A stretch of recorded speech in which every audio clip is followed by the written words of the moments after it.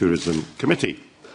Can I remind everyone present to turn off all mobile phones and other electronic devices, with the exception of those in the media who have been given special permission to tweet during the meeting, but in that case all phones should be turned to silent.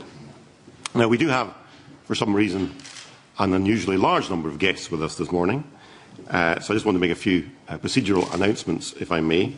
Firstly, we are not anticipating any test of the fire alarm this morning, so should there be a fire alarm, please follow instructions from the security staff in terms of exiting the building.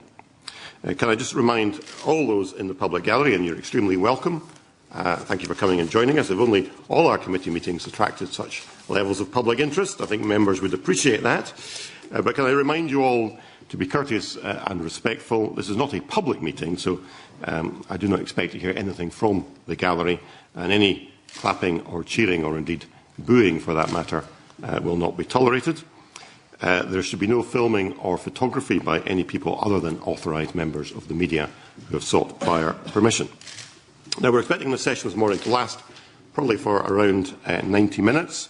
When it comes to questions from members, I will be prioritising committee members first, because we do have some additional MSPs with us. And given we have quite a lot of ground to cover, I would ask both questioners and those answering the questions to be short and succinct in their answers. We have with us this morning, I should say we have apologies from one member of the committee, Rhoda Grant, and we have Claire Baker, who's here as a substitute. Welcome. And we have two additional MSPs, Maureen Watt and Graham Pearson. Welcome to you both. Now, we have one item on the agenda this morning, which is a continuation of our inquiry into the Scottish Government's renewable energy targets. And I would just remind members and witnesses that is what we are here to address. I would like to welcome our panel who are here before us, just starting from the left. We have Graham Lang and Mark Gibson, who are from Communities Against Turbines. And from the Trump Organisation, we have Donald Trump Sr., Chairman and Chief Executive Officer, and George SORIAL, Executive Vice President and Counsel. Welcome to you all. Thank you for coming. I wonder if the witnesses would like to start by making a brief opening statement of 2 to 3 minutes. Perhaps, Mr. Trump, would you like to start? Thank you very much. My name is Donald Trump, and I very much appreciate the opportunity to speak. It is a very, very serious problem that we are addressing. In my opinion, it's one of the most serious problems that Scotland will have or has had. Wind turbines, not renewable energy. I'm all for renewable energy. I believe in wave technology. I believe in tide technology. In particular, I think you have great opportunities for other things and other forms of energy. But as an example, hydro. But wind turbines made in China are going to be the destruction and almost a total destruction of your tourism industry. If you look at what's happened recently, a very unattractive wind turbine was just put up at Royal Aberdeen right on the course. Royal Aberdeen didn't know about it. The members are going absolutely crazy. I said, and you haven't seen the worst. Wait till they turn it on and you hear all the noise. They don't know what to do. They didn't know it was going to happen. They were blindsided. The fact is that I've built I brought some magazines along. I built and what I said I was going to build, except it came out even beyond what I said, and everybody's agreeing to that. I've spent a tremendous amount of money, debt-free, no debt on the property, nothing, building what many are already considering to be the greatest golf course anywhere in the world. I don't want to see it destroyed by having 11 monstrosities built, looming over it, literally 1 mile away.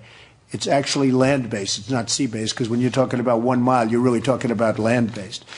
We don't want this to happen. Now, in the Vattenfall case, that's even worse than most of them, because this is a test center where they put up all different types of windmills. So instead of at least if you took the best-looking one, of which there are none, and you put up 11 that were identical, this is going to be all different companies are going to be testing windmills. They don't have to do it. It's a total redundancy because that's done all over the place.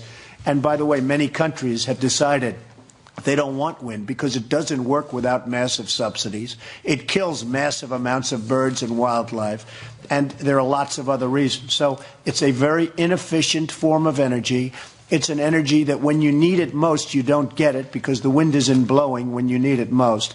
And it, from the standpoint of Scotland, I think almost most importantly, other than the fact that the subsidies are enormous, almost most importantly, they are so unattractive, so ugly, so noisy, and so dangerous that if Scotland does this, I think Scotland will be in serious trouble. I think you'll lose your tourism industry to Ireland and lots of other places that are laughing at what Scotland's doing. And I would be pleased to answer any questions.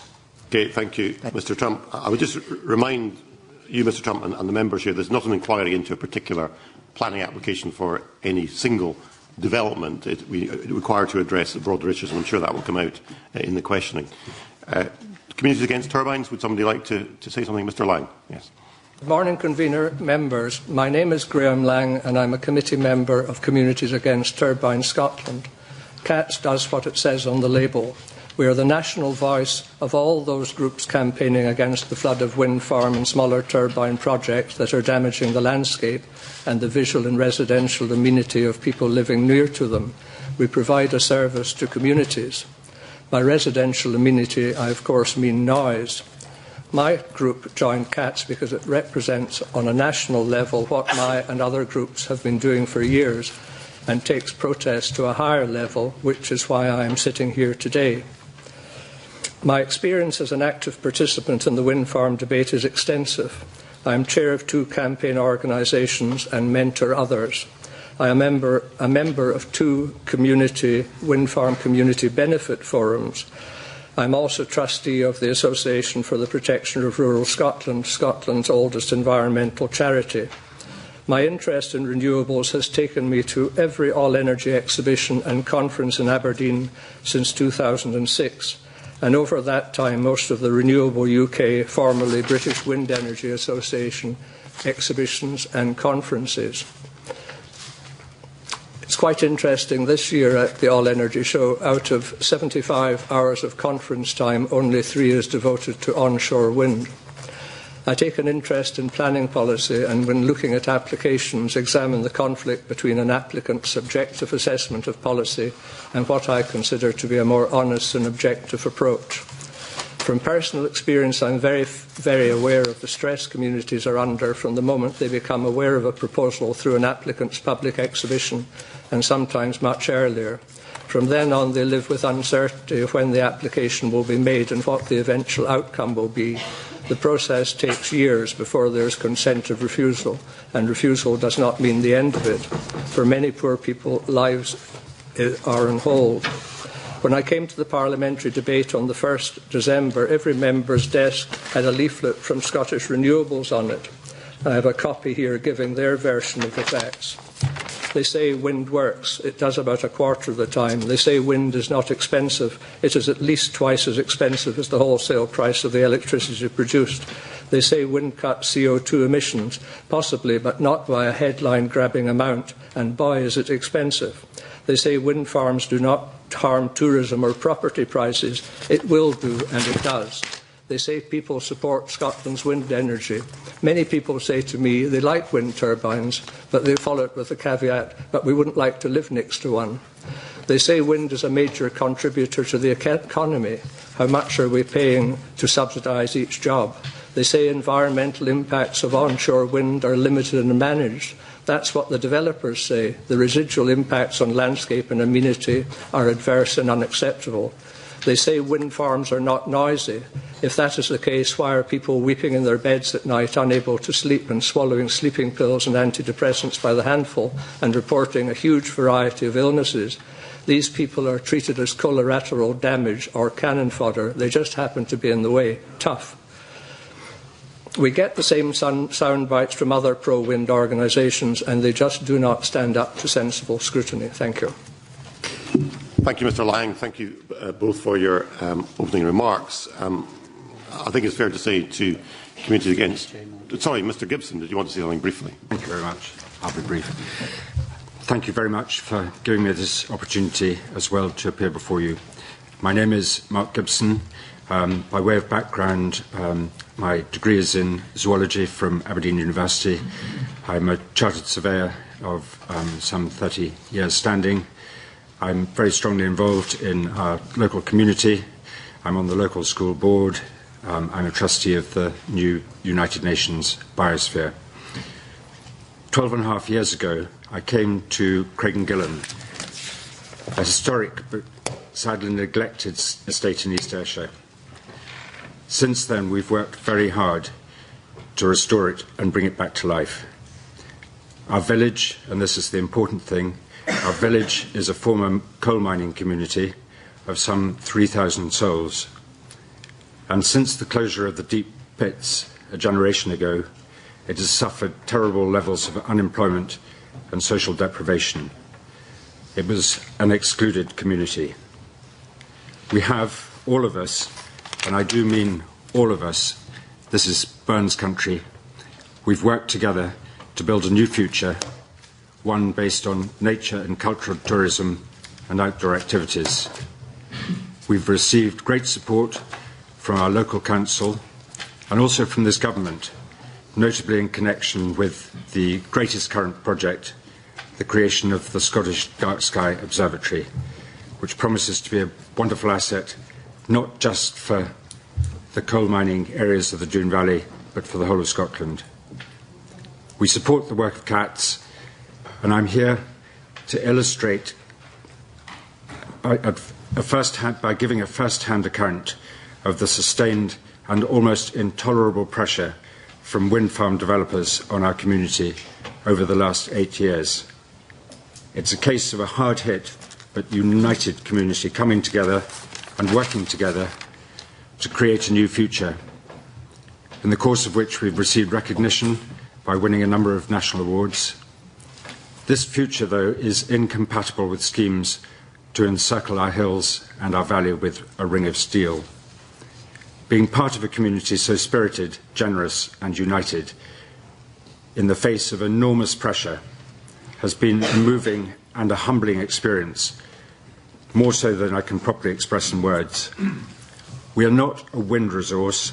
This is our home, the background and the foundation of our lives and our future. Our experience of the would-be wind turbine developers and of aspects of the planning system has not been a happy one. Thank you very much. Thank you, Mr Gibson. My apologies for not recognising you wanted to speak there. I appreciate Community Against Turbines have an interest mainly in wind, but I think I have to remind you that, of course, this is an inquiry into renewable energy more generally. I think one of the issues that members of the committee will want to explore is what alternatives there are to wind and what other forms of renewable energy you might have an interest in promoting. A number of issues have been touched in your opening submissions. Both parties have mentioned the issue of tourism. I think that is where we would like to start. I'm going to invite Chick Brodie if he would offer the first question. Thank you, Convener. Good morning, gentlemen. I'd like firstly to ask Mr Mark Gibson a question, if I may, and in doing so, as a fellow man from Ayrshire, I'd like to congratulate you on the community success that you've had at Craigengillan. I would start, however, by saying that having attended recently the Ayrshire Tourism Partnership and Dumfries and Galloway Tourism Conference, there was no mention of onshore wind at all, and I found both very positive meetings. However, Mr Gibson, if we don't do something different in Scotland, which can be a major net exporter of electricity and power, we would then become, and very quickly, a net importer, and will have a dependency on countries like China, Russia and the Middle East for energy supply, with all the consequences that that would have for our economy and the sectors within it, particularly tourism. Thorium is experimental, not yet developed. Uranium will be depleted in 40 years if China and India continue their nuclear development at the current rate. The cost of nuclear is unpredictable and high when you add decommissioning costs and fully burdened insurance costs as opposed to government guarantees. So that's not a viable option. Coal will leave us at the mercy of Russia, Colombia, South Africa and Indonesia, and gas at the mercy of Qatar.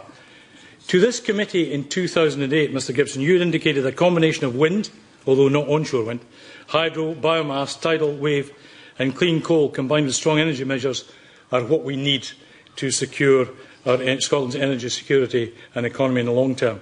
Do you still agree with that? And what do you think the benefits are, therefore, for Scotland's economy? It's a very long question. Could you just distill it into one sentence? What I'm saying is that we want to be a net exporter of power, of which is with a balanced energy mix, including offshore wind, wave, tidal, biomass, etc. I mean, you made that comment in 2008. Do you still agree with that, or have you changed your views? I believe in an energy mix, certainly. There's, at the moment, the entire focus of government policy is on, and the only way of achieving the targets which you set yourselves is through onshore wind. It's the only technology which is sufficiently advanced to get us there by 2020. It would be a disastrous mistake, I think. What we need is a whole system review. Are we doing this for energy security? Are we doing it to save the planet? If so, we have no idea of what CO2 savings there might be, and if they weren't made, what the effects would be. Nobody has done the most elementary preliminary study. You cannot have more than about 10 or 12% of the total energy, electricity, from wind, because it's intermittent and the grid becomes unstable. And to cope with those times, which can sometimes be very prolonged, when the wind isn't blowing at the right speed, you've got to have backup power stations.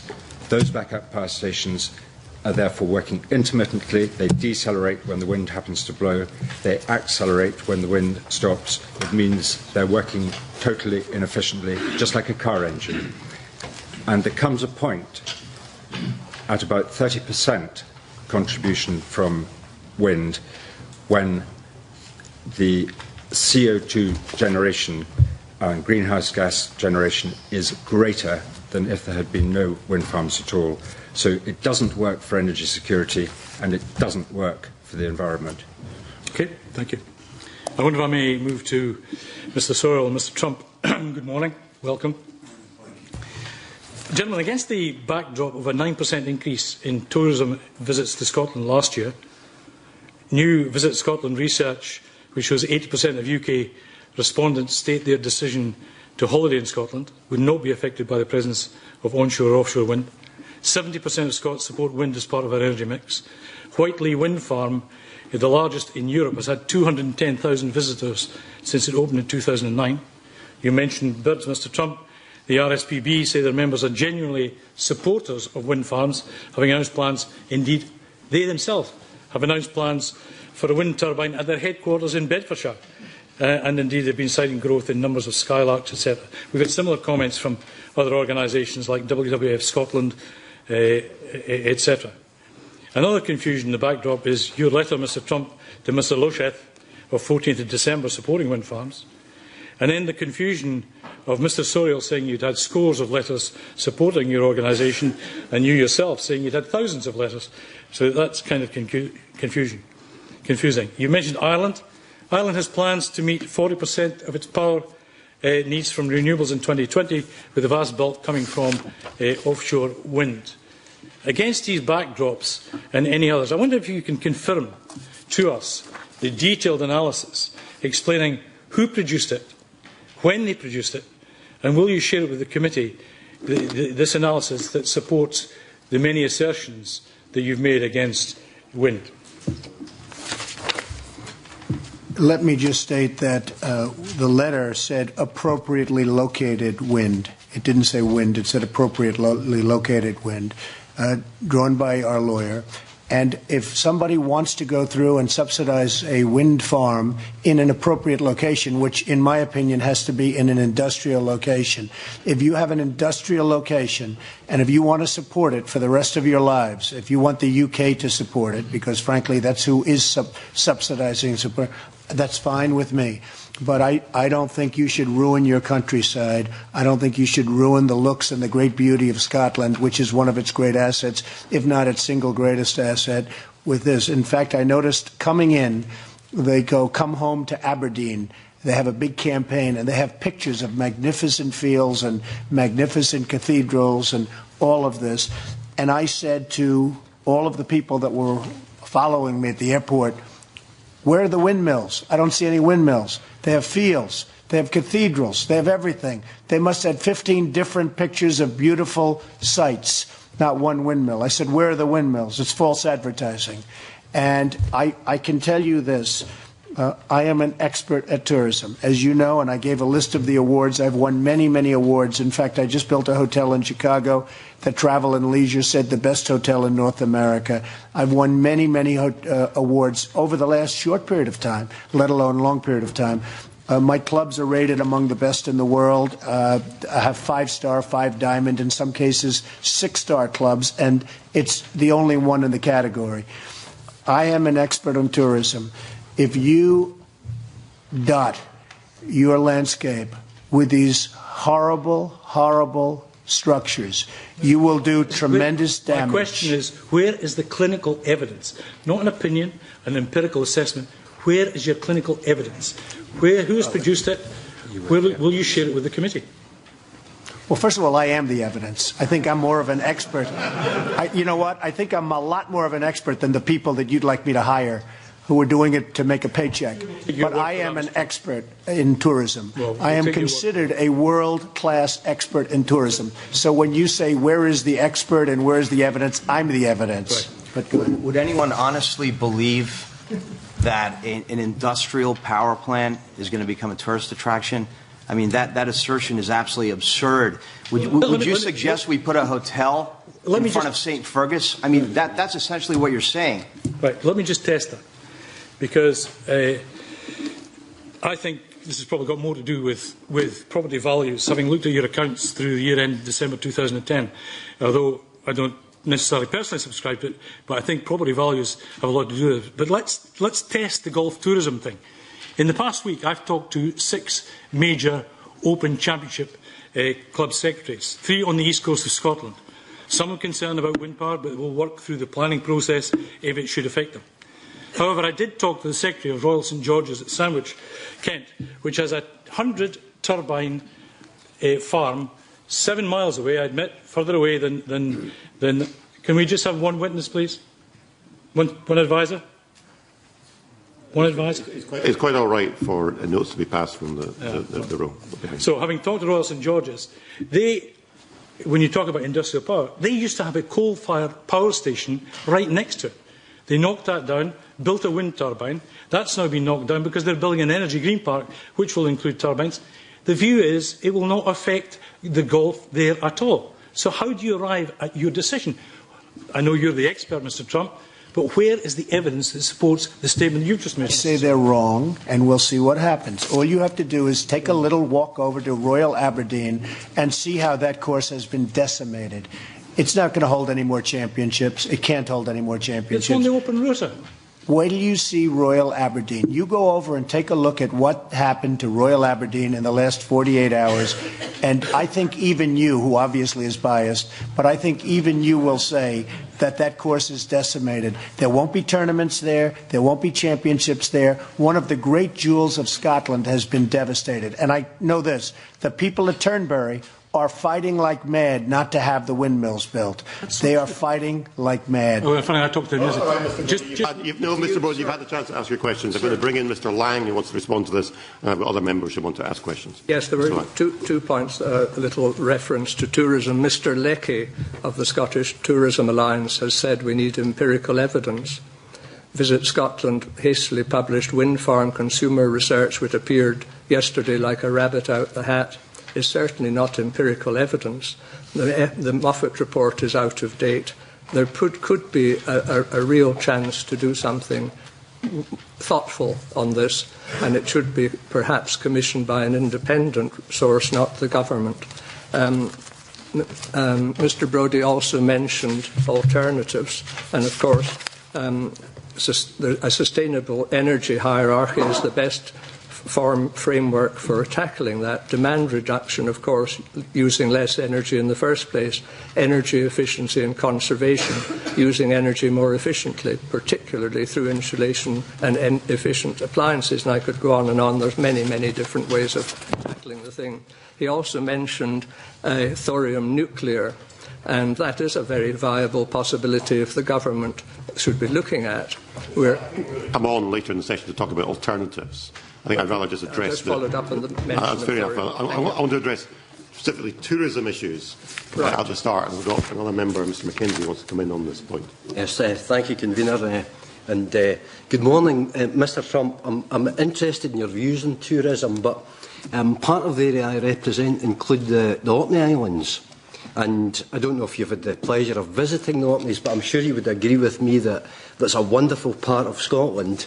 You might be surprised to know that the Orkney Islands already generate 100% of their electricity requirement from onshore wind.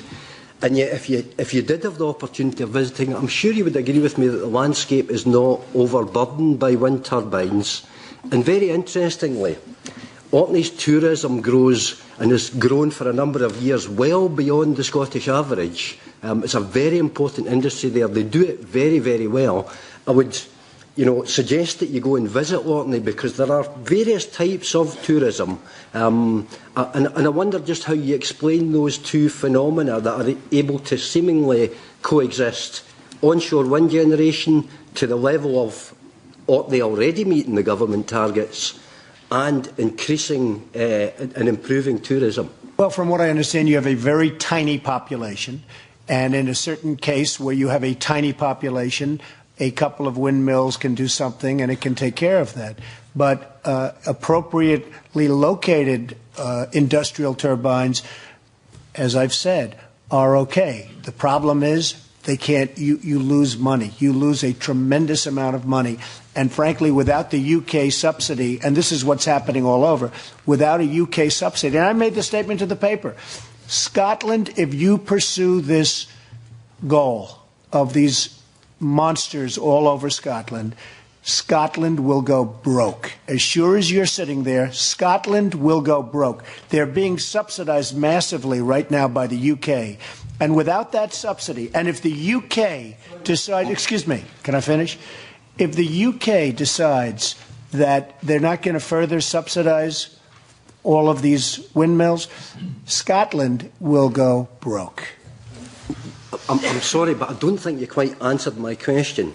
My question was, and I think everybody would agree that the Orkneys are not an industrial landscape, they're very much a rural landscape, and yet they can generate 100% of their wind energy. But the question I asked is that this seems to coexist very happily with their tourism industry, and you haven't explained that. You've made the other points before, but I'd ask you to specifically address that question. I don't know what your tourism industry is. I don't know the area that you're talking about. All I can say is that most of the important and major golf courses and most of the tourist areas are fighting this like mad. These gentlemen know exactly what I'm saying. They know it better than I particularly. But I will say, smart areas that want to remain beautiful and want to remain viable as a tourism area are fighting the industrial turbines looming over their properties. And by the way, a woman who works for me, very wonderful woman, she came to see me. She's devastated. Why? They put a turbine, a small one, behind her house. She can't sleep at night because of the noise, the flutter, as you know, the flutter. She can't sleep at night. She doesn't know what to do. She came to me. What do I do? Nobody wants to buy my house. This is happening by the tens of thousands all over Scotland. So I think you really ought to take a look. And I'll bet you that if I went to your community, and I'm sure it's lovely, but if I went to your community and if I spoke to people in your community, they would not be happy with what's happened. And you currently... Mr. Lang, who wants to answer that question. Yes, I know where the constituency of the member for Highlands and Islands, and I know where he lives, in Easdale, I think. And I know that part of Scotland very well, and I've had a few pints in the Tea and a Truish at Clachan. And now he'll know that the Rera wind farm that was applied for very near to there, just at the side of the road, was refused planning permission. And there's now another wind farm application for 9 turbines just above Clachan. And I had a look at the planning website there, and it's not been on the planning very long. There are 900 objections. And nothing like 900 people live in Easdale or Clachan or roundabout. And most of these objections come from the leisure industry, people who sail, people who enjoy that coast. And having looked at the visualizations, which usually underplay the impact is devastating. Looking from behind Clachan towards Cruachan and from the village, it's just dreadful. And the view from Clachan, it's not really going to be helped much by 9 dancing ladies. They're not members of the Tiller Girls. He wants to come back in briefly. I'm sorry yet again that you haven't. I'm very grateful to you for attempting to answer the question, but you really didn't address the question that I did ask. But what I would then do is direct you to you mentioned the dancing ladies. And I had the privilege of going down there shortly after these wind turbines were switched on with communities from all over Scotland. GIA and the Dancing Ladies were Scotland's first community-owned wind turbine development. And that has brought about a huge amount of benefit to the people of GIA, who universally love their dancing ladies. Would you deny, and Mr Trump, you might feel free to answer this as well, would you deny islands like GIA that opportunity to benefit from this technology? First of all, I have no idea whether or not they like them. If they do, I'd be very surprised. I'll take your word for it, but I would personally be very surprised. It's your community, but I would be very surprised if they like them. It's a matter of public record, Mr. Okay, I'm sure it is. Well, you're talking too about, what, 20 to 30 turbines there? If the First Minister gets his way, you're building another 8 to 10,000. So it's not necessarily what you have now. It's what you propose to build over the next 4 or 5 years to achieve your renewable goals. And just to answer your question about tourism, 1 turbine was put next to Royal Aberdeen, 1, and it caused such outrage that the chairman of the Infrastructure Services Committee called for a 6-month moratorium on all future applications. And I think you're going to see a lot more of that all around Scotland. Okay, thank you. Now, Mr. Lang or Mr. Gibson, just to reply directly to what Mr. Mackenzie said, yes, I think the dancing ladies on GIA are fine. 3 turbines fit in very well, and they generate electricity for electrical needs on the island. The turbines on Egg are also embedded into the local network, and that's very acceptable, although when the wind doesn't blow and the rain doesn't fall, they don't have any wind, they don't have any hydro, so they have to start up their diesel generators again because they're not part of the national grid network.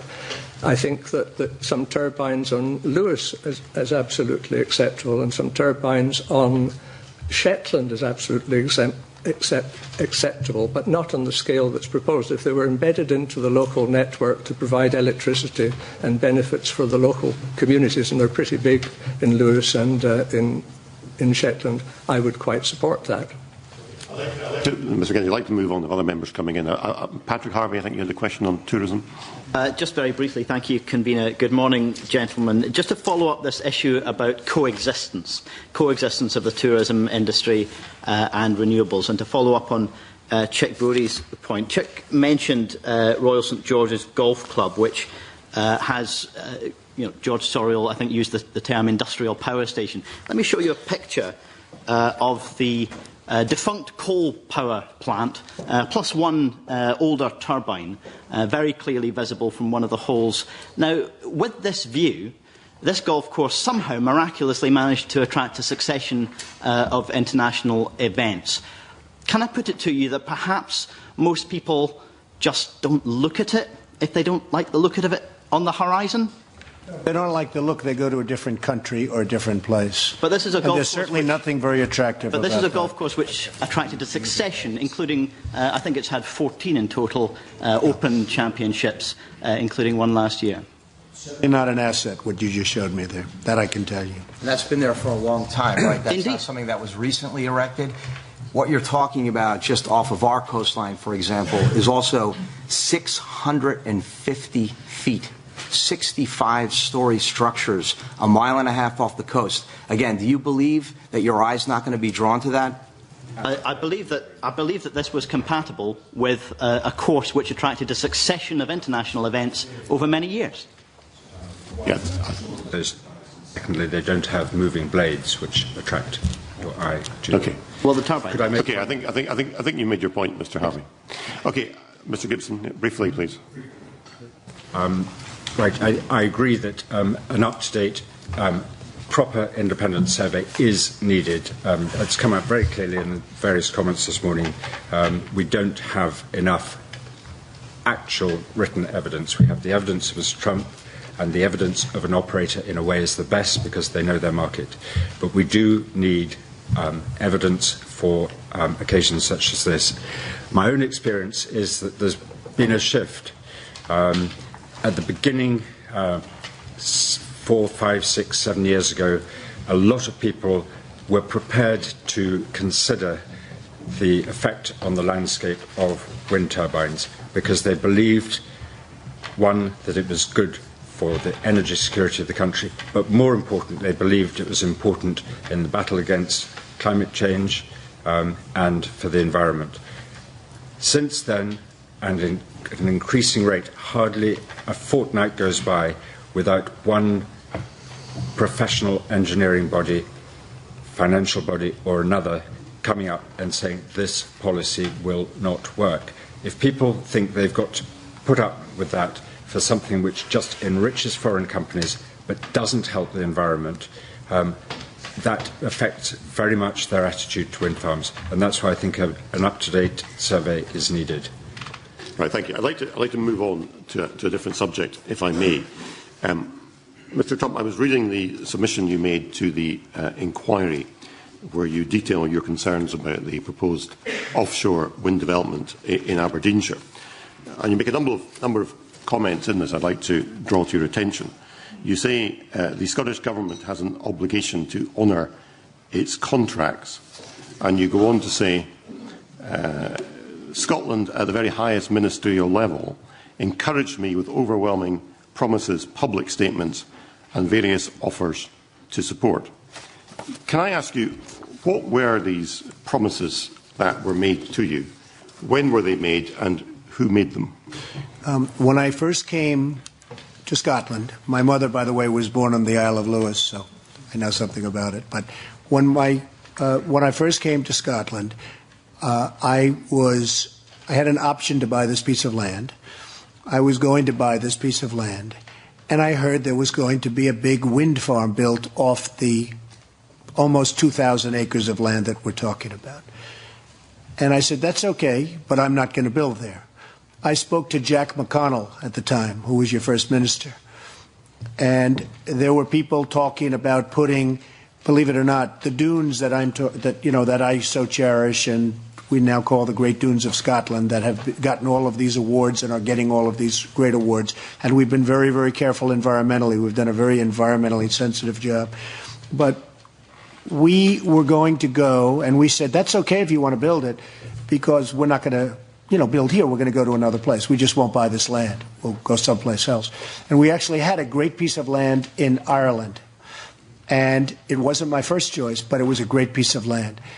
And if you remember, and there was big hoopla, I was going to go and I was going to leave and I was going to build in Ireland because of the fact that the wind farm was going to be built fairly near our course in Scotland, on the piece of land on which we built. And as Jack McConnell said, it won't be built. And his people were telling George or various of my people that it won't happen. They talked about the Ministry of Defense would never approve it because it had something to do with the radar. And they talked about the shipping lanes, especially because it's near Aberdeen. They said it won't happen. It was very prevalent for a short period of time, and then it totally disappeared. Based on that, nothing in writing, but based on that, I decided I'll go forward. In the meantime, Alex Salmond, when I discussed it with him toward the beginning, he poo-pooed it and said, you have a Ministry of Defense problem, you have all sorts of shipping lane problems. I wouldn't worry about that. And I continued to go forward. Now I've invested tens of millions of pounds. I've completed my site ahead of schedule. I've built something that is spectacular by even my enemies say the most spectacular and really good, going to be great for Scotland, going to be great for Aberdeen, going to be great for everything. So after I've invested this tremendous amount of money, all of a sudden this really obnoxious and ugly wind farm appears, which is worse than a wind farm because they're going to have all these different looking windmills up there. It's going to look like Disneyland, except a bad version of Disneyland. And so I felt betrayed because I invested my money. I invested my money based on statements that were made to me.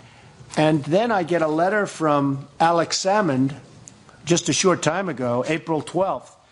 And in one of his parts of the letter, as I explained, the policies of one government do not bind its successor. So what he's saying is, well, if Jack told you that this isn't going to happen, or if people in his administration told you, we're not bound by it. Now, lots of very smart people with a lot of money are looking to invest in different parts of the world. When they see what happened to me and the way I've been treated, they're not going to be investing in Scotland. Because when you make the statement that just because one administration says something, well, I have to rely on that. If Jack McConnell says to me and his representatives say to us that that won't happen, and then it goes away, and then I build and invest all this money, and then it reemerges, I don't think that's fair to an investor. I mean, clearly this was a matter of great importance to you, that this development did not go ahead to affect your golf course. By the way, if it went ahead, it was fine. I told them that.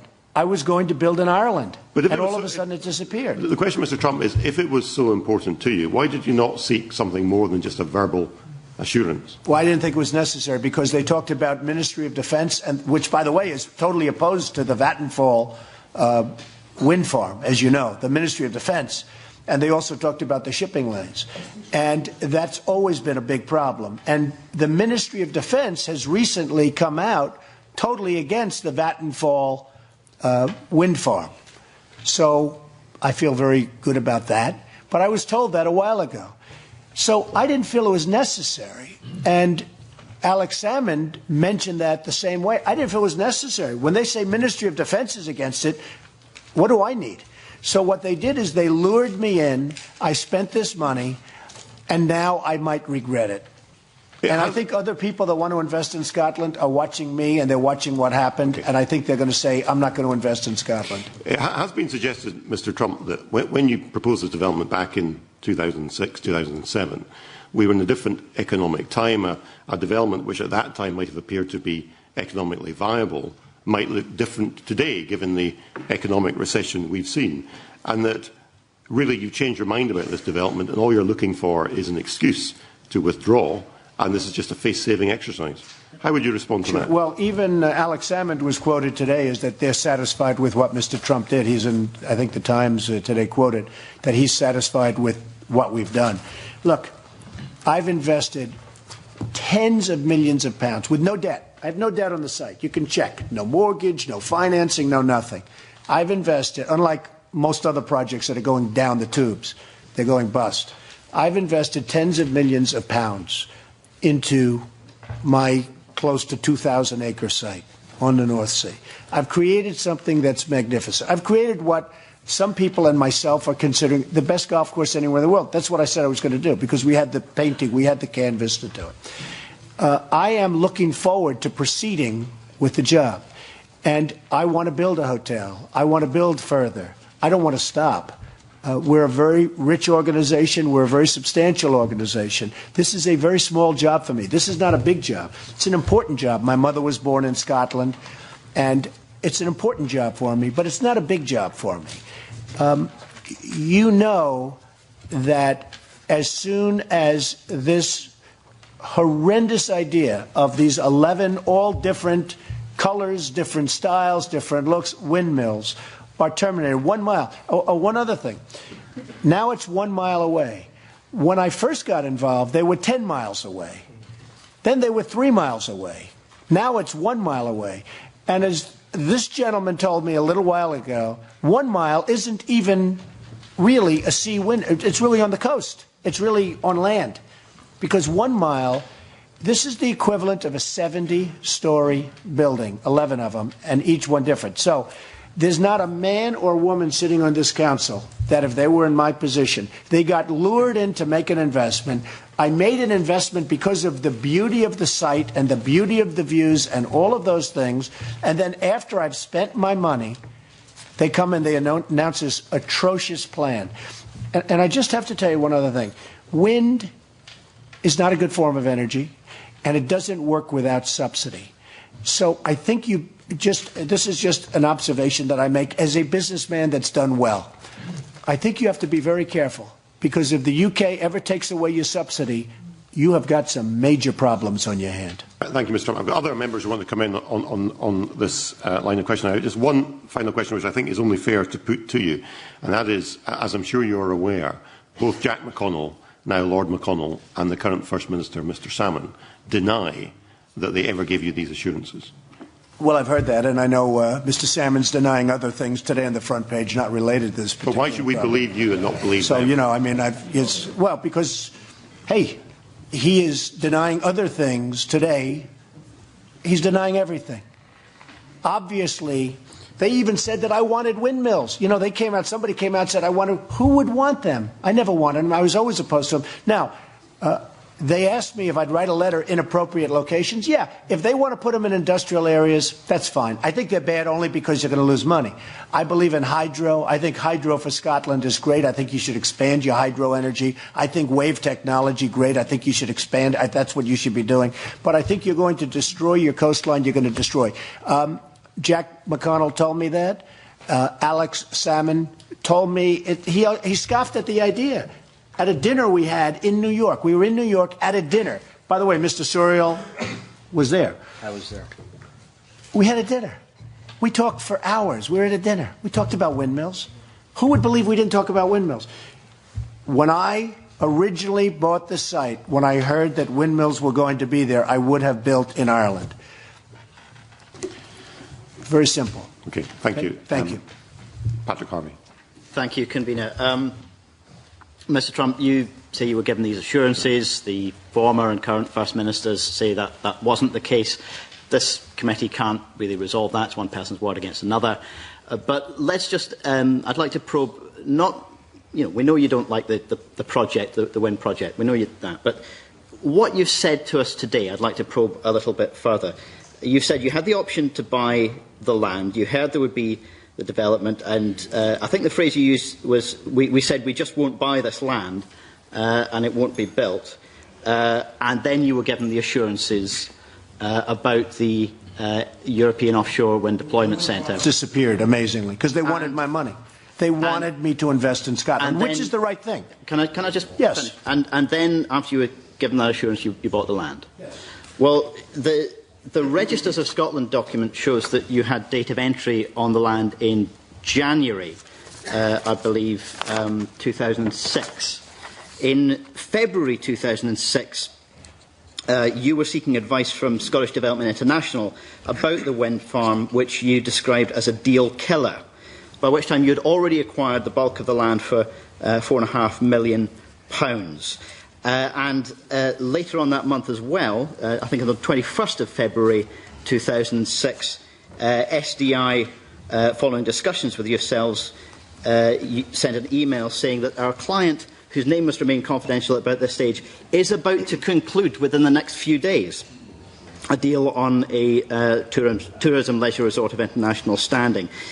Now, in the next few days, after 21st of February, you had already bought the land. I was given assurances prior to my buying the land, and frankly, prior to January 2006. Yes, I was given. When? I don't know. I mean, you're talking about many years ago, but I was given assurances to a point where I felt I could go ahead and buy the land because I didn't think the wind was going to happen. I didn't think that the wind farm was going to happen by the time I bought the land. And so, why, following discussions with yourselves, did SDI describe the wind farm as a deal killer? I don't know, maybe it was continuing onward a little bit, but I felt confident. By the time I bought the land, I felt confident that the wind farm was not going to happen. I felt it for a lot of different reasons, including I had heard that the Ministry of Defense was against it, which meant a lot to me. But I had felt quite confident by the time I bought the land that the wind farms were not going to happen. You're a wealthy enough man to be able to afford a lawyer to explain to you that it would have been completely outrageous and improper for a First Minister to give such a future assurance about a planning application or an energy I don't think so at all. Which didn't exist. I don't think so at all. I think that what the First Minister wanted to do, and frankly, Alex Salmond wanted me very much to invest in Scotland also, for a lot of reasons, and good reasons. That's not bad reasons. That's good reasons. They want me to put hundreds of legal obligations. Excuse me. They want me to put hundreds of millions of pounds into Scotland. What isn't right is to get them to do something and then go against their word. Go ahead. Yes, I want to come in here. I think this line of questioning is absolutely ludicrous. This isn't the Trump inquiry. It's to do with renewable energy and the government's targets. And these attacks on Mr. Trump are completely out of order. The reason these questions have come up, Mr. Lang, is because these comments were made in Mr. Trump's submission to the committee, and therefore it's quite legitimate for the committee to raise questions about them. But I don't want to dwell on this. I know Mr. McMillan wants to come in with a brief question, and if I have time, I will allow Maureen Watt with a brief question on this. Thank you, Convener. Good morning, gentlemen. Mr. Trump, it's regarding the written evidence. On page 6, paragraph 2, the final sentence, you say that if I had known about the current wind turbine proposals, I would never have built in Scotland. Yet, a few moments ago, you actually said that you did know about them.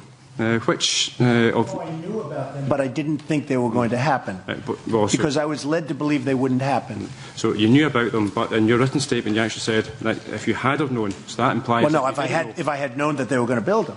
I knew, look, when I was going to buy, this is years ago, when I was going to buy, there was talk about a wind farm.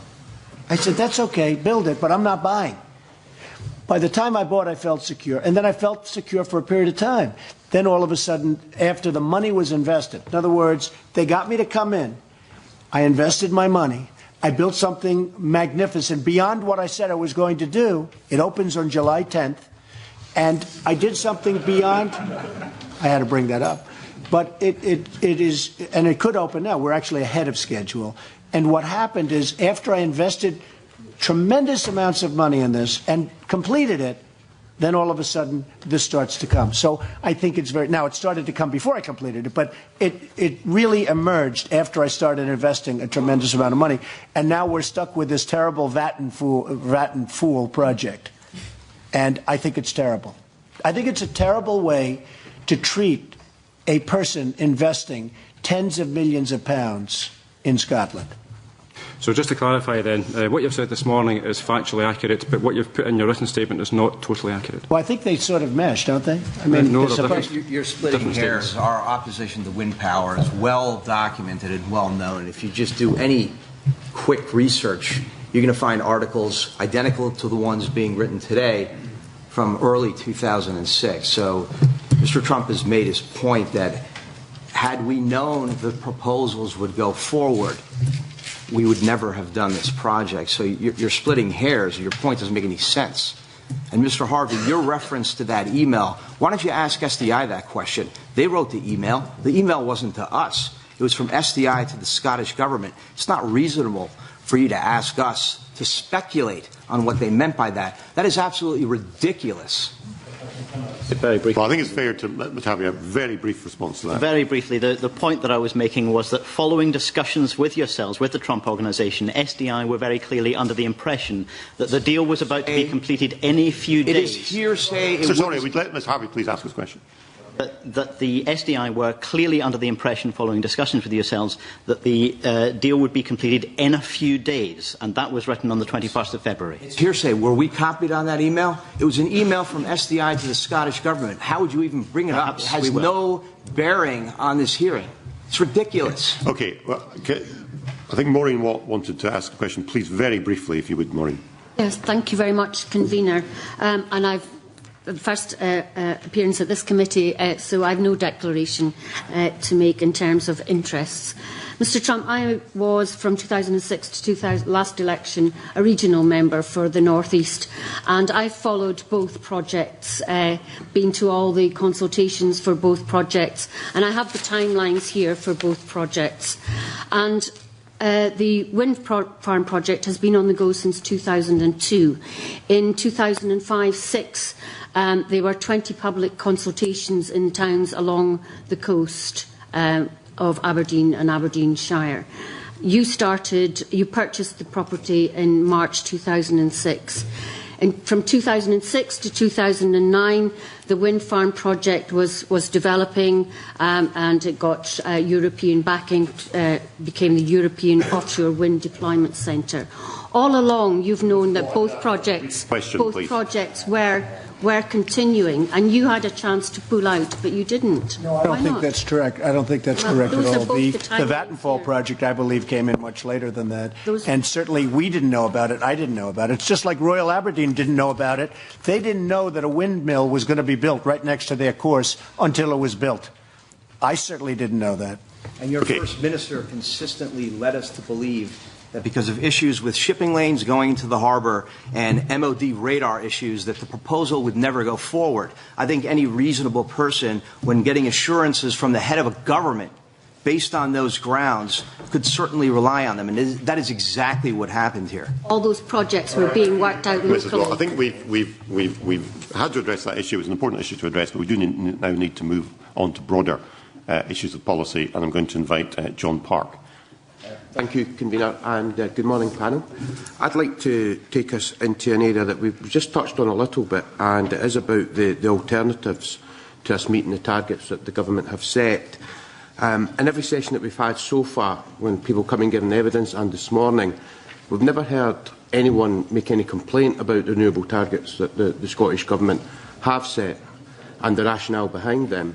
So I'd appreciate if you could give us an idea of any thinking that your organisations have about how we might meet these renewable targets if we're not to include the concerns that you have around wind, whether it be onshore or offshore. I don't particularly see the point. In fact, it's a very dangerous way to go ahead, to have a policy which is based on targets for percentages of renewable energy, rather than what is that going to achieve. It's not going to achieve energy security because the wind doesn't blow all the time. It's not going to achieve, as far as we know, any environmental outcomes. It could actually result, as I said earlier, in greater levels of CO2 than if there weren't any turbines. I say turbines, wind turbines, because that's the only technology which has a chance of being able to meet those 2020 targets. There has been no empirical evidence whatsoever about levels of CO2 reduction or increase. We've had no cost-benefit analysis. What is the policy for? It's not for security. It's not for the environment.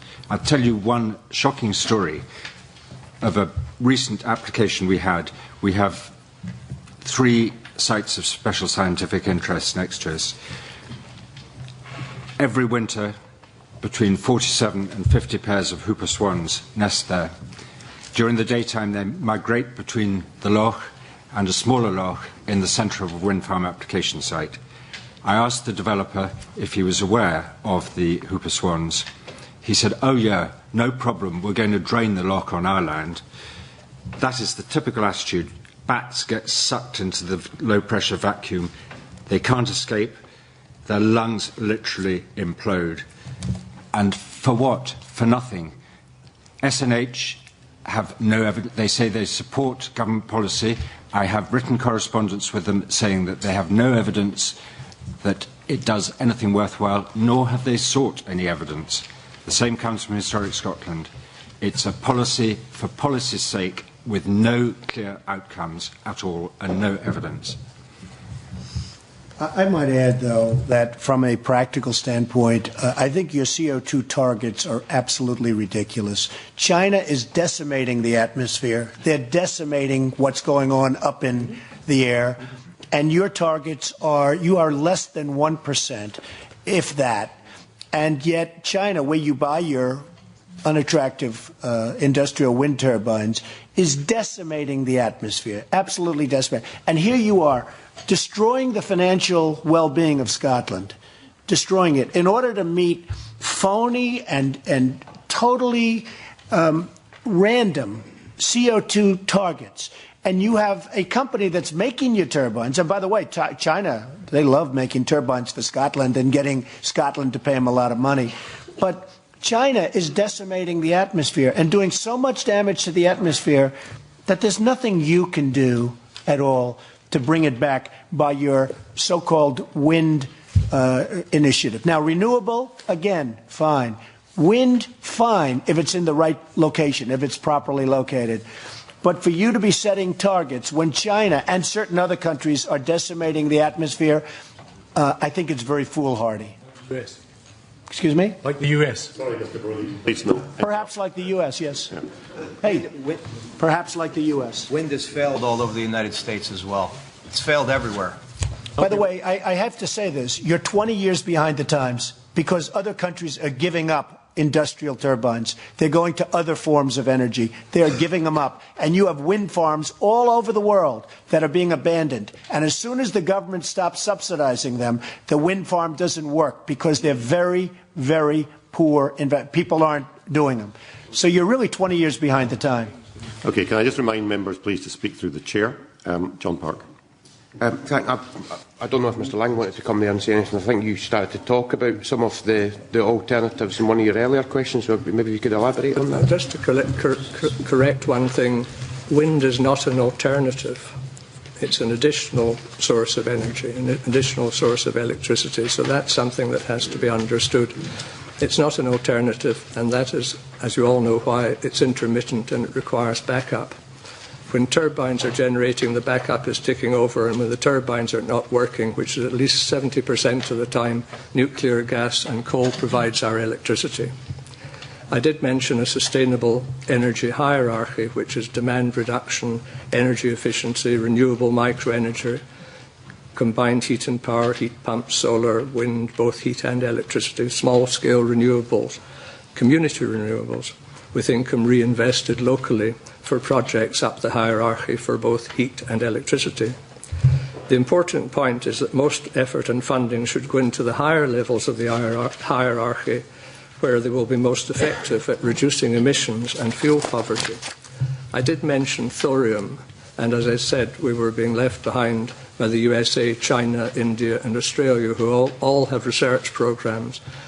The reaction is not a runaway chain reaction, so it does not require a pressurized reactor. The raw material is readily available from Western countries and is very abundant. It requires an external source to begin a reaction, so it can be shut down immediately. There's no significant radioactivity, and the heat at the reactor is only 400 degrees centigrade, and very small reactors can be safely built. And that really is all I have to say about alternatives, unless you want to... Can I just get one clarification before I move on to my final question? I mean, Mr Trump made the position of his organisation clear in terms of how he believes our energy targets are ones that are probably unachievable and we shouldn't have set them. What is the position of Communities Against Turbines on the Scottish Government's energy target? Well, we see from, and you'll see from our submission, that we accept the figures produced by Scottish Natural Heritage, that with what has been built, what's been consented and what is in the pipeline, and perhaps at scoping and screening, the target should be met. But as SNH have also said, it's going to be more... Pardon? Do you support it? Do you support the target? No. Right. What is it for? That's fine. That's just what is the target for? That's right. Is it for energy? Is it for job creation? It seems to change every week. Is it for the environment? What are the targets for? And the job creation is jobs in China. because they're the ones that make the windmills. I think we've heard that point, Mr. Trump. Thank you. 2 minutes. John Park. Last question, John Park. Yeah, last question. Thank you, Convener. Obviously, it's about the nature of employment in Scotland over the years. We've seen a lot of demographic change. Scotland has been a manufacturing country and is one that we hope will manufacture again. We've had some bad news about Doosan lately, but you've Gamesa, Samsung, Bifab, Scottish and Southern Energy, a whole host of companies who are investing in Scotland, particularly looking at offshore wind, and will provide high-quality manufacturing jobs. And I come back to the premise of my earlier question. If it is about providing, meeting our renewables targets, but it is also about the reindustrialisation of our country, and if we're not doing that, what are the alternatives? Is it employment in tourism or other sectors? How are we reindustrialising? The government also talks about investment, 750 million, billion, whatever. That money is not coming into Scotland. That money is going to buying foreign manufactured wind turbines installed by foreign-owned companies, about 85%. Where are the jobs? Where is the investment locally? There isn't any. You see it, our nearest wind farm, 60 turbines, Scottish Power, owned by Iberdrola, a Spanish company. Every single construction worker was Spanish.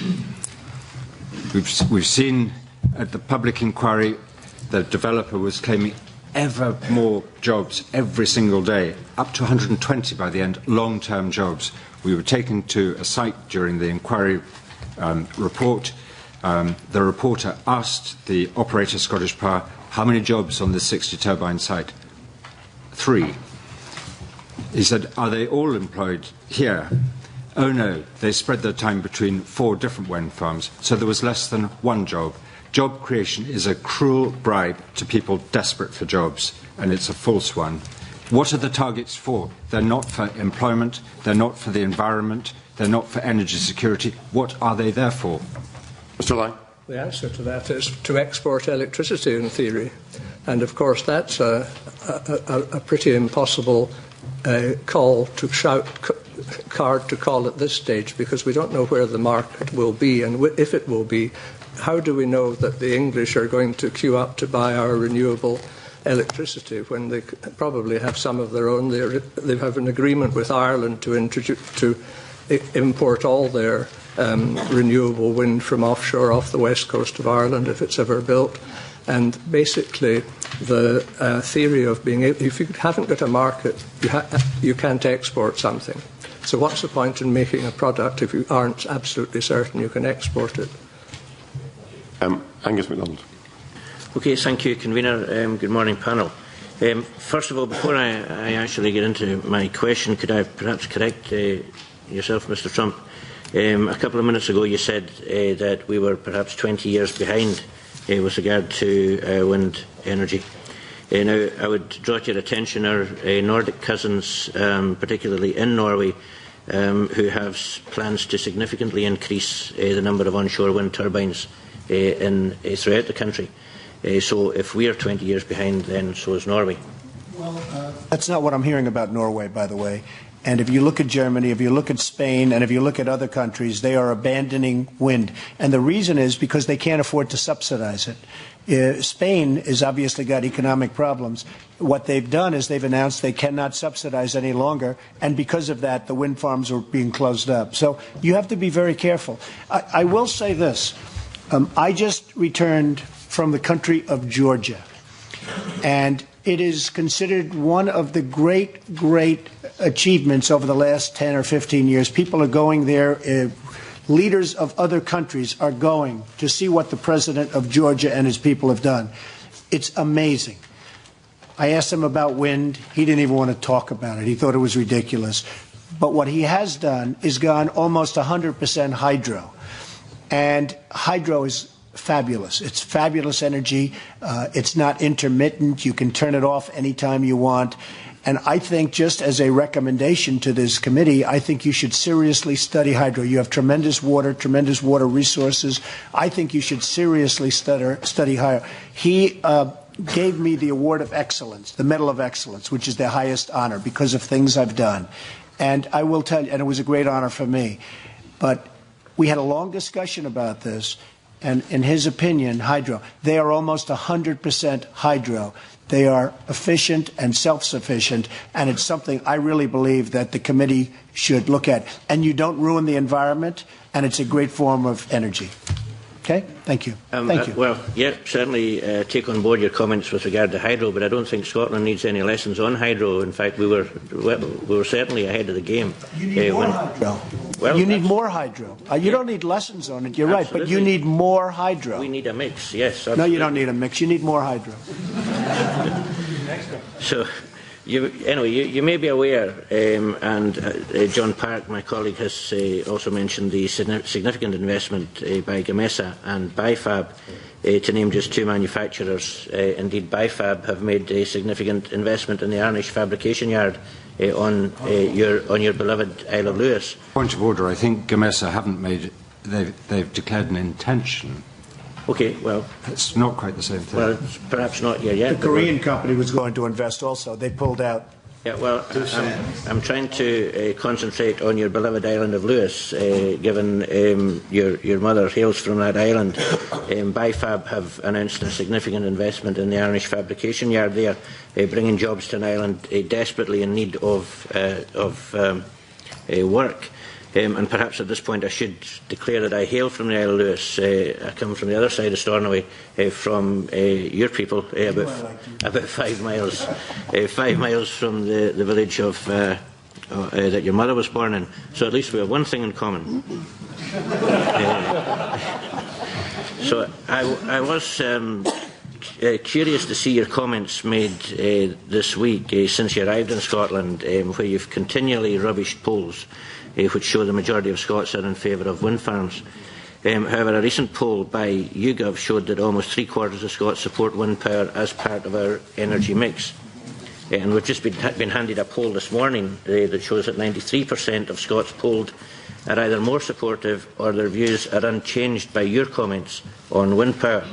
The poll also suggests 85% of Scots surveyed believe the Scottish Government should place little or no weight on your views when making decisions about energy policy.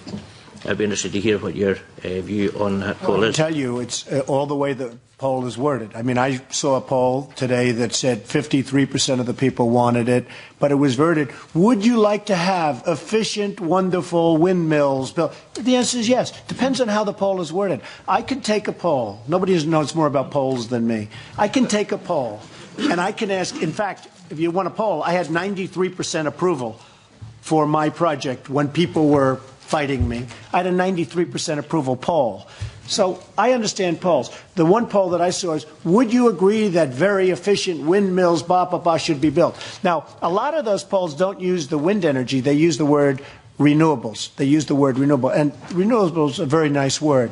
But I will tell you that if you did a straight-up poll to people that have experienced the disaster of these industrial turbines being near their houses and in their community, you would have a tremendous negative result. Tremendous. They're talking about a poll they put, and I've read the polls. I've seen the wording. Anybody, I almost voted in favor of them. But the fact is, if you would do a straight-up poll, what's called a straight-up poll, and you would only ask the people that have been affected by the industrial turbines, you would have a vast, vast majority of people rejecting them. But Scotland should reject them for another reason. You can't afford it. So, well, just a comment. We don't do government by polls. Yes, you do that. You do that. And actually, if you look at the polls that we've seen, the Moffat report and the thing by Visit Scotland and one or two other things, it's not the support that you should be looking at, it's the negatives. And there are huge numbers of percentages, say upwards of 20-25%, who do not support the idea, or they support the idea that a wind farm would ruin the landscape, and a wind farm would have an adverse effect on tourism, and they wouldn't like to see a wind turbine out of their bedroom window. And these are all statements that have been made in the polls that I've read over the years. So the important figure is the negative figure, those that don't agree with what the poll's trying to bring out, which is support broad support for renewable energy. If you take 20% of people out of the people who visit Scotland who decide because they don't like turbines and they wreck the landscape, they're not coming back again, that's the most important figure, not the 80 that say they think it's okay. I think most people are very well intentioned and they would love to support them if they believed in them. I think there's a very dangerous time now because people are coming to realise that they've been conned. Speaking about polls, I don't know if you've seen today's Press and Journal. Today, a poll just done, 62% of those surveyed think that Scotland needs to take a look at their policies for the approval of these turbines, with over another 10% saying that they're not sure about turbines. That's a very powerful statistic.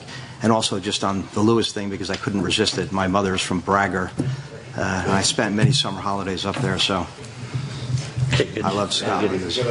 Yes. Final question, please. Yeah, just one point. Obviously, both Mr Trump or the Trump Organisation and Katz are choosing to ignore the polls that came out earlier in the week. And it's clearly a case of my mind's made. It's clearly a case. Speak through the chair, please, not interrupt the question. Clearly a case of my mind's made up. Don't confuse me with the facts. Now, we had the biggest poll of all last year, and as you know, the SNP campaigned strongly during last year's election campaign on a policy of delivering the equivalent of 100% renewables. So surely you can agree that the overwhelming vote for the current government is a vindication of the public support for the renewable energy policy, and it is you who is out of touch with public opinion. Excuse me. That's because the public wasn't given the facts by you or by Alex Salmond. And if Alex Salmond was smart, he'd stop this right now, because what's happening to Scotland is going to be terrible. This is the same thinking that gave you Al Megrahi, where they let him out of prison in order to, it's true. This is the same exact thinking that gave you... Mr Trump, I think, please... Because he'd be dead within 2 weeks. Well, guess what? He was seen running in the park last week. This is a broad enough topic already without bringing up Mr Megrahi, Mr Trump. Thank you. I'll let Mr Lang give a brief response to that question on polls. Yes, well, Mr MacDonald mentioned the resounding result of the Scottish National Party at the last election, which was based on a turnout of about 52% and 23 or 24% of the vote. So I don't think that gives the SNP a mandate to trash Scotland. Thank you. Right. I'll move on. Claire Baker. Thank you, Convener. And as this is my first committee, I'd just like to confirm that I have no registrable interest to declare. There have been a number of claims this morning over subsidy levels. Do the witnesses accept that all our energy resources receive levels of subsidy, and that the subsidy that goes to renewables is lower than the subsidy that goes to coal or gas or oil, and that is just part of how we deliver our energy system? Looking at me. I think you could forward. We're not really discussing the subsidies of other things. That you'll have to look at it yourself. We're just saying that wind turbines do not work without massive government subsidy, meaning higher taxes. And I think when you really look at it, you're going to find that without these subsidies, they don't work. And when you end these subsidies, which I think will end soon, you're going to have wind farms all over Scotland and all over everywhere that are going to be abandoned, and it's not a pretty picture. The race to build wind farms has got nothing to do with the environment, with CO2, with jobs. It's all to do with the subsidies which can be gained from the process. I think, if it's possible, Mr. Chairman, because at least half of this panel is about communities, could we go back a little bit to the effect on communities? Well, I'd rather stick with the line of questioning, but we have time later. We'll come back to that if we can. Just briefly, Convener, the claims this morning have been that renewables, and particularly wind, could not survive without subsidies. Do you accept that other energy sources, which are more traditional fossil fuel sources, receive greater levels of subsidy than what renewables does? No, they don't. They don't need subsidies. They don't need subsidies. No, they do. In 2010, £3.63 billion was spent in subsidy to coal, oil and gas, while £1.4 billion was spent on renewables. So there is a greater balance. What we're actually trying to do is shift. You cannot compare that at all. Because, can we please speak through the chair, please? Hold on a second. Claire Baker, you finish your question. what we are trying to do is shift the focus away from fossil fuel, expendable sources of energy towards cleaner, renewable energy to try and meet our energy targets into the long-term future for Scotland. And that's really what the committee are trying to look at. Okay, Mr Gibson. About 3.7 billion, I think, going to gas or coal or whatever, and 1.4 billion going to wind. But that 3.7 billion is producing 98% of our energy.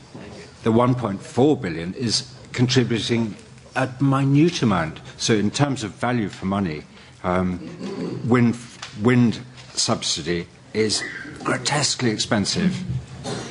The earlier questions. So it's not the headline amounts, it's the amount per unit of energy generated. But do you accept the earlier questions have highlighted that we cannot continue with the energy sources we have at the moment into Scotland's future, and we need to look to other sources of energy, and the investment in renewables is about trying to take us to that place? I'm all for that. But he's not had a chance. They have to work. Okay, it's very simple. You're spending £250,000 of subsidies to generate £150,000 of energy. Who's paying for that 100,000? Your taxpayers. How long are they going to put up with that? Okay, the renewables are fine. They have to work, though. Wind does not work. And there's one other thing. You mentioned the expendable, meaning coal and things. You know, you expend and you'll use them up. I've never seen this written about. I've never seen it discussed. If you built a windmill and it lasted 1,000 years and you didn't have to spend lots of money on it, that's one thing. But these things are being decimated by the environment.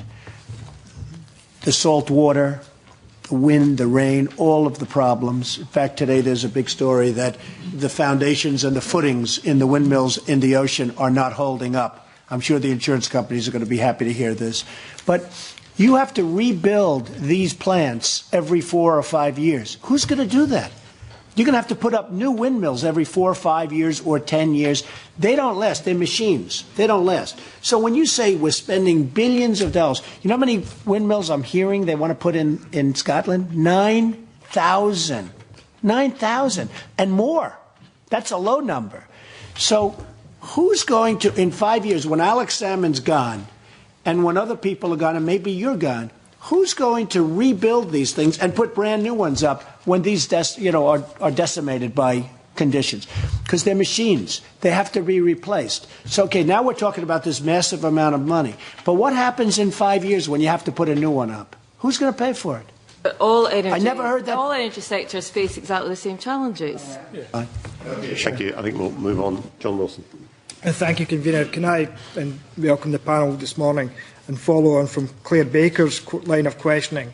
One of the figures that Claire Baker didn't mention was the £2.9 billion in decommissioning costs for nuclear power stations that's currently being expended by the UK government. This inquiry that's being held by the committee is to look at the wider renewables obligations that the Scottish Government has set itself in terms of targets. This is not just Scottish Government that's looking at renewables. This is part of the UK agenda as well, and it's part of the European agenda as well as a worldwide agenda to look at alternatives to fossil fuels and to actually provide energy, sustainable energy in the future. Mr Trump has made reference on several occasions to industrial turbines. Could the members from CATS, particularly Mr Lang, with his experience, as he mentioned in his opening remarks, in terms of his links with community turbine groups, forums that he mentioned that he's involved in, I think it was 3 local community groups who were involved in, who were getting benefits from turbines being sited close to or near local communities. And what would be the reaction of those communities if the turbines were turned off and the benefits, real community benefits that these communities were currently receiving were no longer there? Yes, I think that in my statement I was quite quick in what I said. I said I was a member of 2 community benefit forums, and these are the forums that are set up by developers during or before the planning process to discuss with members of the community how community benefit could be managed if the communities were to be offered such a benefit. And so I went along the first time as a kind of curiosity, because I had objected to the wind farm that I was now attending the Community Benefit Forum. However, whether you were for it or against it didn't get away from the fact that if this application was successful, there would be a community benefit, and that was something for which a mechanism had to be placed. And there's varieties of offers on the market, and some people see that this as being a helpful thing, others see it as being very, very divisive. So it sort of splits the community a bit. But my part was really just as a businessman to see that if the consent was made, the community benefits, whatever they were, would be involved in, would trickle down to the community. It's quite interesting. Highland Council's recently become involved in community benefit, and they've gone out on a limb without consultation with communities or the industry and introduced a community benefit policy and community benefit concordat. They will negotiate with the developers and deal with the applications for funding, and where benefits are above a certain threshold, they'll retain a portion of the funds.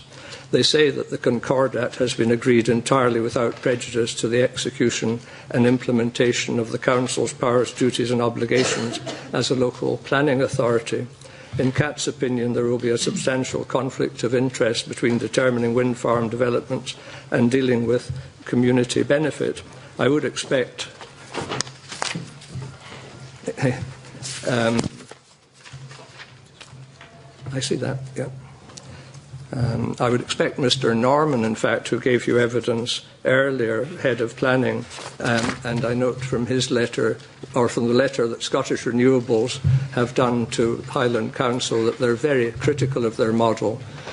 Scottish Renewables say quite correctly that community benefit contributions are not a material planning consideration, and therefore should not be discussed until after planning consent is achieved, in the interest of complete impartiality and fairness. Scottish Renewables would argue strongly that any community benefit payments are kept entirely separate from the planning process. However, the advice from Scottish Renewables is ignored by their members, who start peddling beads for the natives a year or so before an application is made, and maybe 2 years before a decision is taken.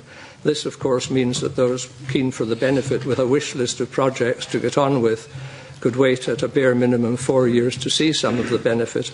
And, of course, if the application is refused, they see nothing.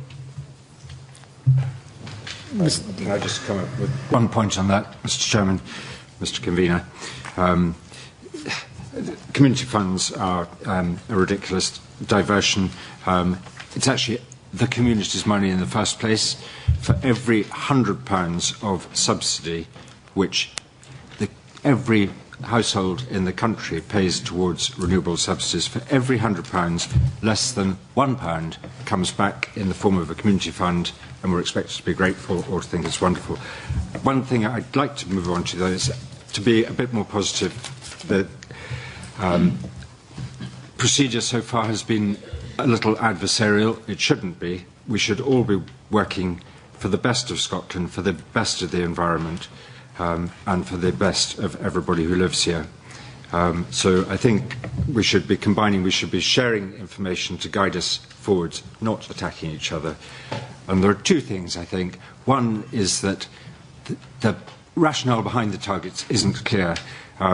What we need is a whole system study of the entire renewable process and the reasons for it, so that if it turns out that the reasons are good reasons, supported by evidence, you'll then be able to carry the country with you and communities behind you. This is part of the reason for this inquiry, is to look at those targets and to find out whether or not the appropriate targets have been set, but we don't have, whether or not we are looking at the technologies that can actually deliver on those targets. But we don't have the expertise between ourselves, with all due respect, to conduct that whole system survey. It needs to be independently approached, and we should welcome an independent study, all of us. We're after the truth, not against any particular advantage. Can I just finish? So I think, for everybody's sake, and certainly for the country's sake, we need a proper independent study. It needn't take long, but it's got to produce evidence on every aspect. And at the same time, we need an urgent review of the planning process. We're from communities who are concerned about turbines.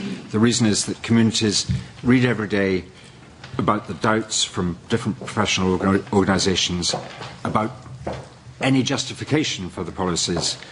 If you don't carry people with you, it's dangerous for democracy. People feel powerless, they feel trampled upon.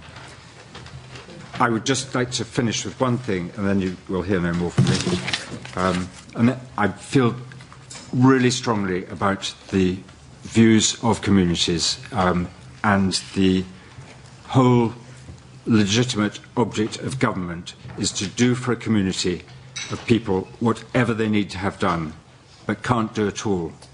We're simple people, powerless people, have strong beliefs, they have great intentions. If you once forfeit, going back to a quote from one of Mr. Trump's countrymen, but a great wise man, if you once forfeit the confidence of your fellow citizens, if you have a policy which is not based on something which is true, you can never regain their respect and esteem. And he went on to say, it's true that you may fool all the people some of the time.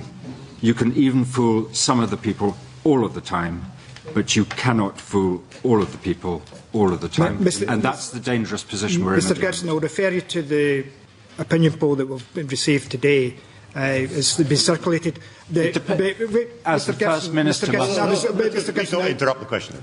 Mr. Gibson, the opinion poll says today, and Mr. Lang made reference to 20 to 25% of the population are concerned about wind turbines, 75 to 80% are in favour of wind turbines, and Mr. MacDonald read out the figures earlier to say that Mr. Trump's intervention in this debate has actually hardened some of the views of the communities out there in favour of wind turbines. The issue, Mr. Gibson, and you made a reference there, could you tell me, is the name of your organisation Communities Against Turbines or Communities Concerned About Turbines? Because you actually said you were concerned about turbines. The organisation, in my understanding, the raison d'etre of the Communities Against Turbines, is to be against turbines. And what are you against? Are you against large-scale wind farms, or are you against small-scale farmers and bringing in wind turbines in their areas to actually supplement their incomes? Because a number of the 8,000 to 10,000 wind turbines that Mr. Trump has made reference to, a large number of them are small-scale, one-off, two-off turbines that are being installed around the country by communities, by farmers and other companies who want to set up and generate their own renewable energy for their own use and for supply onto the grid. I think you'll know very well that you can get whatever result you want from an opinion poll. It depends, and I'm sure an election gave us a result last year. Excuse me. Elections can change when you have 10,000 turbines all over the country. Please talk through the chair, Mr. Sorial. As I think the First Minister would agree, the detail of the question is the key to getting the right response. We've had that over the referendum, just over a couple of words, let alone this. And it was only a week ago, if you want to talk about opinion polls, that Mori carried out a poll for Renewables UK, which showed that 80% of people thought that wind turbines in the landscape were less than acceptable, and 16% of which thought they were completely unacceptable. You can get whatever results you want. What is important is not polls, it's not scoring points, it's establishing beyond doubt what we're trying to achieve and what the evidence is. We don't have that at the moment. If we had the right evidence, the whole of this room should agree. But without it, you're imposing a policy on communities which are too vulnerable to be able to protect themselves. Mr Gibson, you never answered my main question. Ask it again. Are you concerned about turbines, or are you against turbines? And what turbine developments are you against as an organisation? Because I gave you two examples, the industrial wind farms and the small-scale turbines being established by communities, farmers and others. What are you? Is it a blanket against turbines, or are you in favour of some turbines but not others? I'm totally unconvinced about what they can achieve, and so I think if you have turbines anywhere, it must be very clear that they're not damaging other equally important interests in the country. And Mr Lang, briefly, do you want to add to that?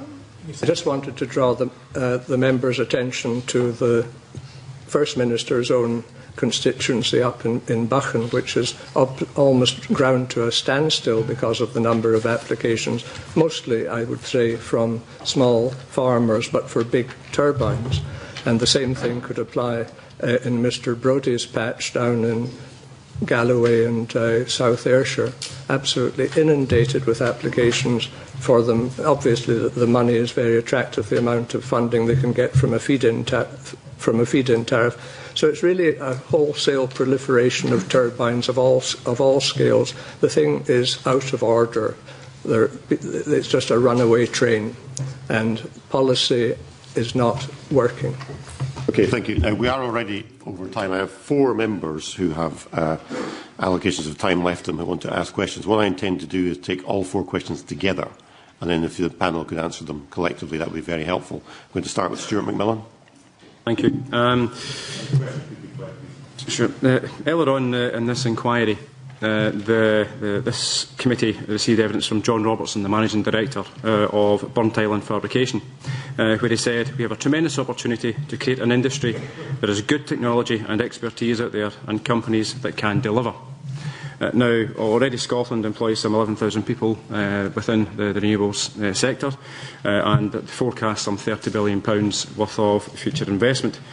In terms of the 2 organisations, why it appears that you actually want to stymie any potential opportunity for job opportunities for individuals across Scotland, and I find that quite staggering to understand. Okay, thank you. We'll just leave that hanging in the air if we can, and we'll take Patrick Harvie's question next.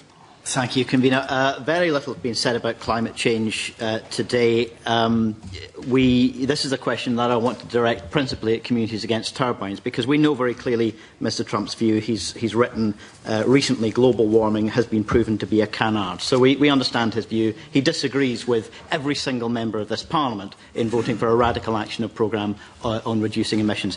Is that the same position as Communities Against Turbines? Some of the written evidence and some of the website material seems to suggest that you support the idea that decarbonisation should be a policy objective in energy. But Mr Gibson has written, "There is increasing evidence that global warming is not actually happening. It seems likely that governments have been duped by the wind and global warming industries." This was written in a submission on the Climate Change Act.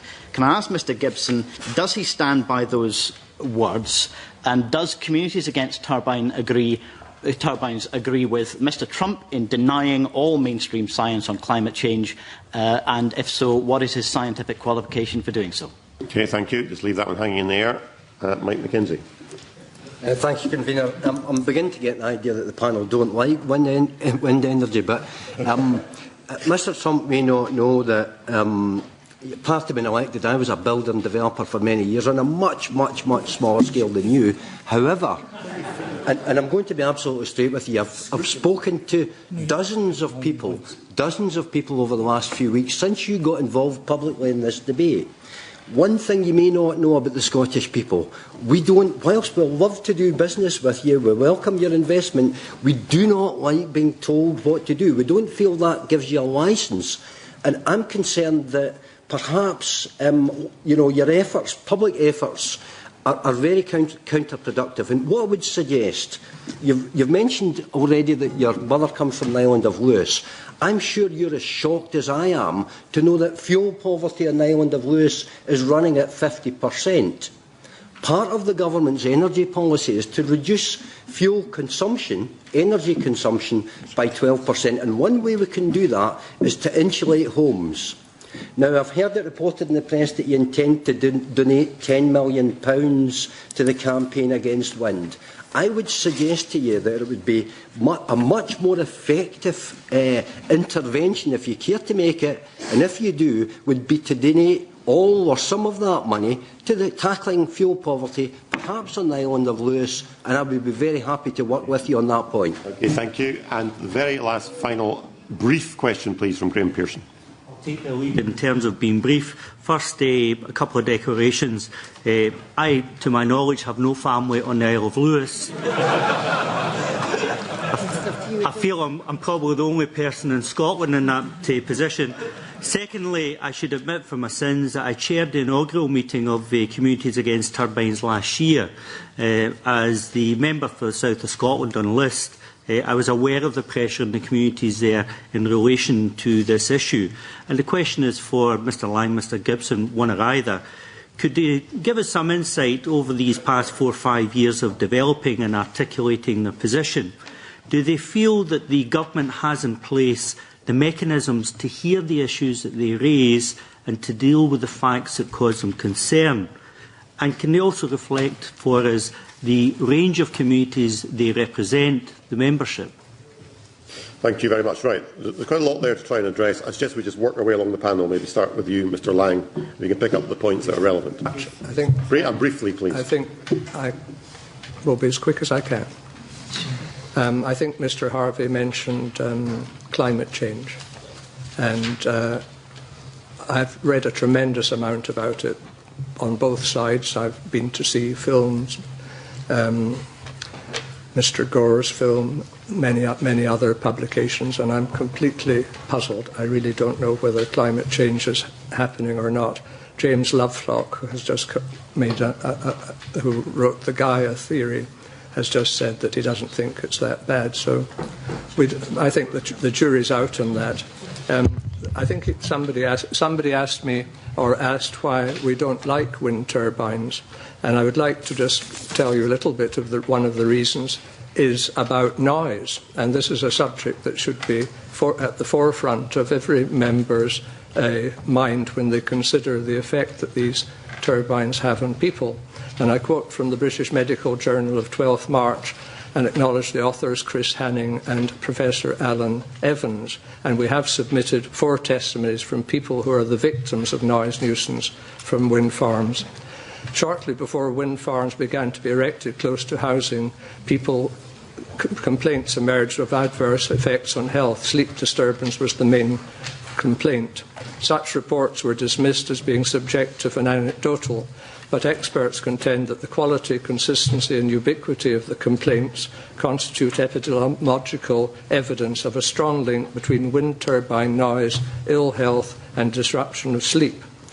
The noise emitted by a typical onshore 2.5 megawatt wind turbine has 2 main components, and I won't repeat that. It's the noise from the mechanical noise and the aerodynamic noise as the blades pass through the air. And this provides an impulsive noise which is various... This is very interesting, but you'll appreciate we are very short of time, and I would really ask you please to address the questions that the panel asked, the members asked. Well, one of my comments was going to be that the guidance that is used in assessing these turbines is completely out of date, and I hope you take that on board. What was the next question? I think you've dealt with the question on climate change. I think there was a question about economic development, whether you felt that opposition to renewables was stymieing economic development. That is something I know something about, having been a minor industrialist. And I know when in Glasgow, when I had my business there, and Babcock and Wilcox got a job for a new power station, we lost all our employees practically overnight because they were paying better rates. And the same thing could happen with the offshore. The impact on local business will be quite bad when people like Bifab, who is a wonderful company, have been round their works, do what I used to do. And The problem is, where does the labour come from? Is it trained? How is it going to be trained? The offshore industry will produce a lot of jobs, I've no doubt, but I don't think there's enough planning for how these jobs, where they're going to come, where the people are going to come from. Are they going to live in labour camps like they did when they were building the oil production platforms and so on? It's just, there's no houses for these 11, 20, 30, 40,000 people. Okay, thank you. Mr Gibson. Thank you. I'll be as brief as I can. I think the first point from Stuart McMillan was on jobs, and on that we must be clear when we're addressing this policy. Are we talking about job creation? Are we talking about climate change? Are we talking about energy security? It changes all the time. Of course, don't please interrupt. Of course we're in favour of job creation. Of course we want the very best for Scotland. But we must be clear. We must carry out a whole system survey to agree what we're aiming for and to know the science. You asked what my approach was. My degree is a science degree. I approach things wanting to find out the truth. We should all be doing that. A lot of the evidence that comes out, particularly in recent months, from professional bodies, from engineers, does not support the present policy. We mustn't blind ourselves. We must listen to everybody. We must find the truth, or try to. You talked about Mr Trump's involvement. He cares very much about this country. I think if you look at, from a money point of view, number one, I would say we're completely independent. We've received no funds whatsoever, other than what we've raised locally. If you look at the wind industry, 90% of it is foreign-owned. They pay tens and tens of millions of pounds on lobbying and PR. So put things in proportion. Climate change issue, Mr Gibson, please. We don't know. We don't know. There's no clear. All that we do know is there's a lot of covering up, a lot of unprofessional behaviour. Why do that if you're sure of your ground? The global warming is please not interrupt the witnesses, please. We're over time. Carry on, Mr Gibson. In general, let's work together. We shouldn't be on two sides. We want the best for the country, we want the best for the environment, we want the best for Scotland's people. Let's do a proper whole system survey. It could be done in 6 months. Find the truth.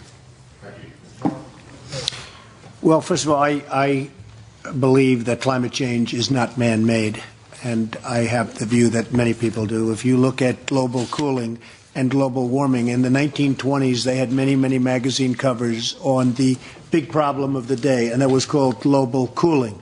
Now we have global warming. I just don't believe it is man-made, and I think you're spending billions and billions of pounds unnecessarily and going to affect the future of Scotland.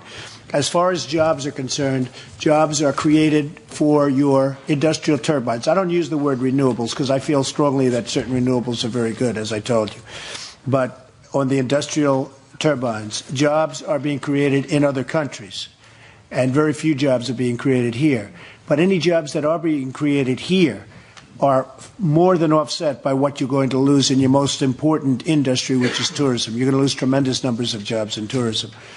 And I feel very strongly about that. So the few jobs that you will create will be offset to a much larger extent by the jobs you're going to lose in tourism. Now, one thing that happened interestingly last week, we didn't really want to get into it too much, but this is an appropriate time. We were approved for a beautiful little staging area up front on the road, and we were for a security house.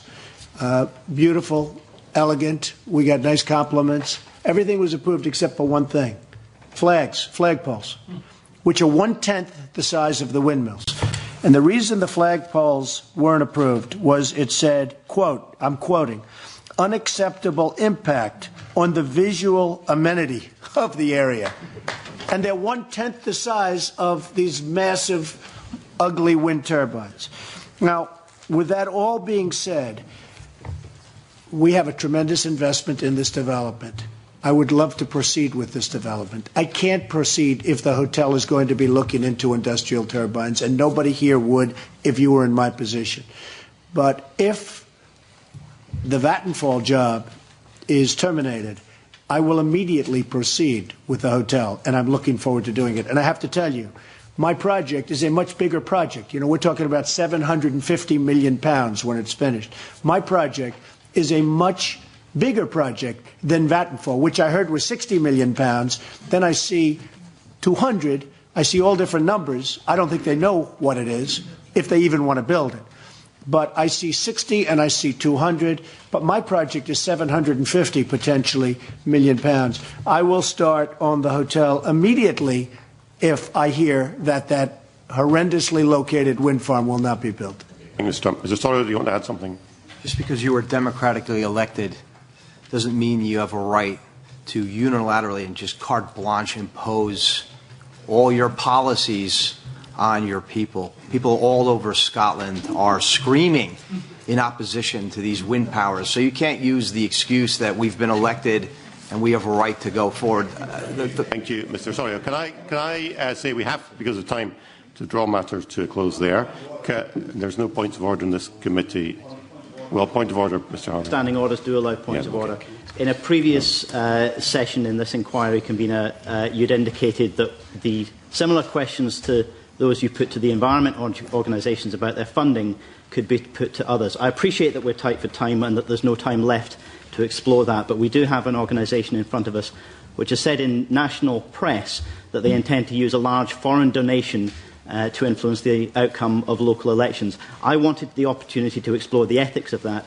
If we don't have the opportunity to do that now, can I ask that we write to Communities Against Turbines and explore that issue and allow them the opportunity to answer some very serious questions on that matter? I think that's a fair point, and I'm happy to do so. Can I, at that point, say thank you to our witnesses for coming along. Thank you to Communities Against Turbines. Thank you for the Trump organisation. I was tempted to ask you, Mr. Trump, given your love for Scotland and your interest in pursuing investments in Scotland, whether you had thought about putting in an offer to buy Rangers Football Club. But I'm afraid we didn't have an opportunity this morning to progress that particular point. Be thinking about it. Well, that's very. That will make tomorrow's front pages, I dare say. Thank you very much to our witnesses. Thank you to members of the committee and additional MSPs. Can I apologise to all who I know had additional questions to ask, and we did not have time to get round to that. And at that point, can I close this meeting of the committee? I ask the